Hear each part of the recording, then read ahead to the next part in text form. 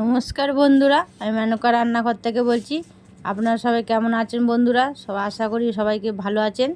তো আমি আজকে আপনাদের কাছে নতুন একটা রেসিপি নিয়ে চলে এসেছি। কাঁচকলার কোপ্তা করে দেখাবো। তো কিভাবে আমি করছি বানাচ্ছি তো আপনাদের সঙ্গে শেয়ার করছি, চলুন দেখাই।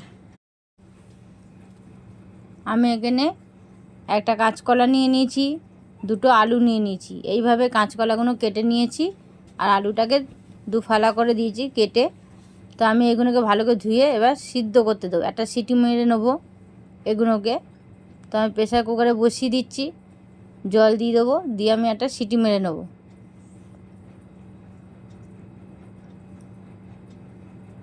তো আমার সিটি মারা হয়ে গেছে এটা প্রেসার কুকারে। তো আমি ঠান্ডা হয়ে গেছে, আমি এটাকে বার করে এইভাবে ছাড়িয়ে নিচ্ছি আলুগুলোকে কাঁচকলার খোসাগুলোকে আমি এইভাবে ছাড়িয়ে নেব।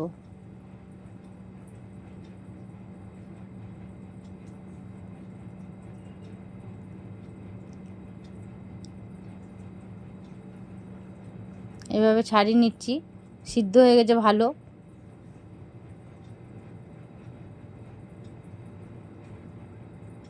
দেখুন কি সুন্দর ছাড়িয়ে যাচ্ছে, ছেড়ে যাচ্ছে খোসাগুলো।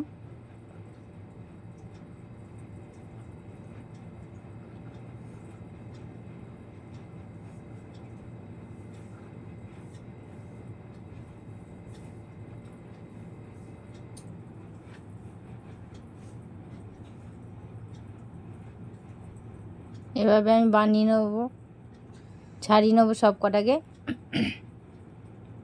কলার কোপ্তা খেতে খুবই ভালো লাগে, গরম গরম ভাতে বা রুটি পরোটা সঙ্গে খেতে খুবই ভালো লাগে। এবার আমি এগুলোকে মেখে নেব সব। আমি এখানে আদা একটু ঘষে রেখেছিলাম, সামান্য একটু নুন দিলাম, সামান্য হলুদ গুঁড়ো দিলাম, লঙ্কা কাশ্মীর লঙ্কার গুঁড়ো দিলাম, আপনারা ঝাল খেলে ঝাল দিতে পারেন। আমি এখানে জিরে গুঁড়ো দিয়ে দিলাম আর ধনে গুঁড়ো দিয়ে দিলাম। এখানে বেসন দিচ্ছি,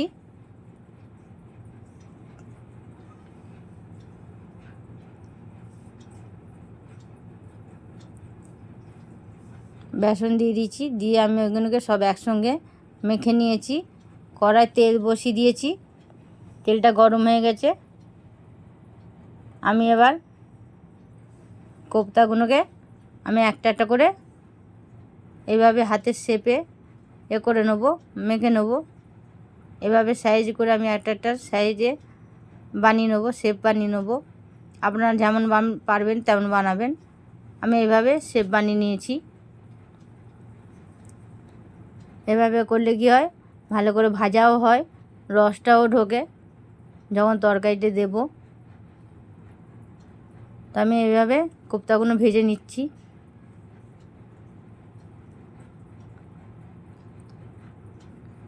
এভাবে লাল লাল করে ভেজে নিচ্ছি, দেখুন।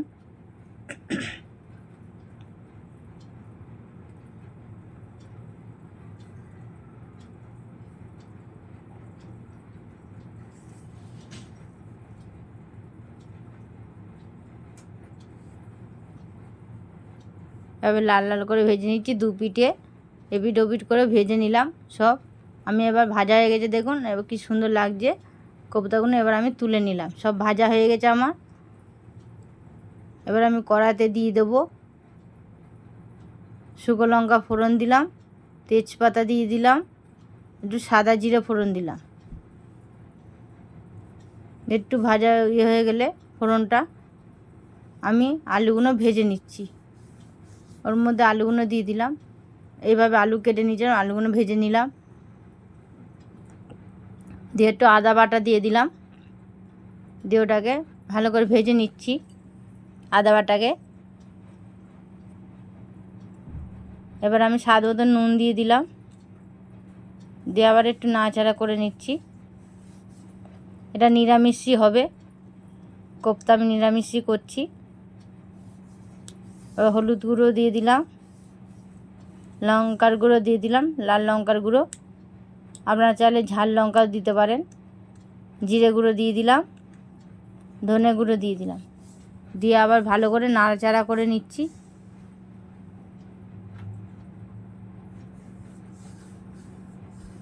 টমেটো এখন একটা ঘষে রেখেছিলাম, আমি পেস্টটা দিয়ে দিলাম।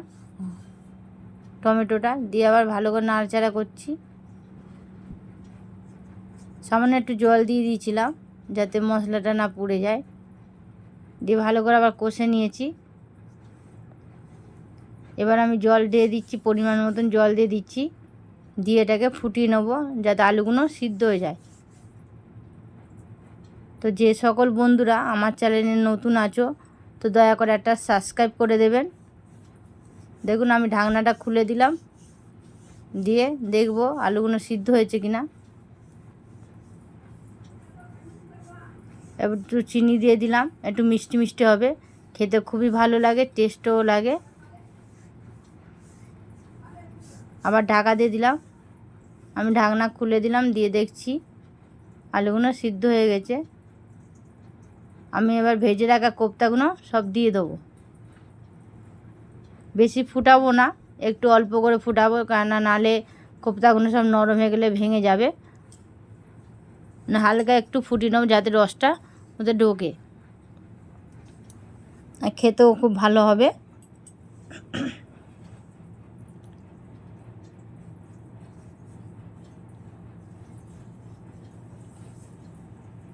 আমি একটু ফুটিয়ে নিচ্ছি এটাকে।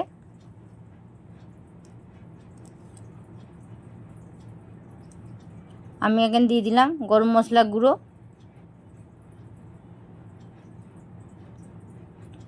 একটু ঘি দিয়ে দিলাম যাতে খুব সুন্দর টেস্ট হবে, সেন্টও হবে, খেতেও খুব ভালো লাগবে। দেখুন বন্ধুরা আমার রেসিপিটা হয়ে গেছে। কোপ্তাগুলো খুব সুন্দর হয়ে আছে, গোটা গোটাও আছে, ভাঙিনি দেখুন একটুও।